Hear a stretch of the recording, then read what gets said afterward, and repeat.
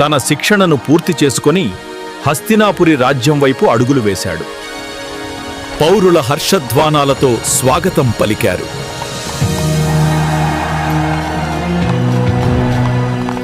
శంతనుడు గర్వంతో తన కుమారుడిని రాజకుమారుడిగా పరిచయం చేశాడు. ఆ క్షణం నుండి దేవవ్రతుడు హస్తినాపుర భవిష్యత్తు ఆశగా నిలిచాడు. అది అలా ఉండగా ఒకరోజు శాంతనుడు మత్స్యకన్య సత్యవతిని చూశాడు. ఆమె సౌందర్యం, సౌమ్యత శాంతనుడి మనసు దోచుకుంది. అప్పుడే శాంతనుడు ఆమెను తన రాణిగా కావాలని అనుకున్నాడు.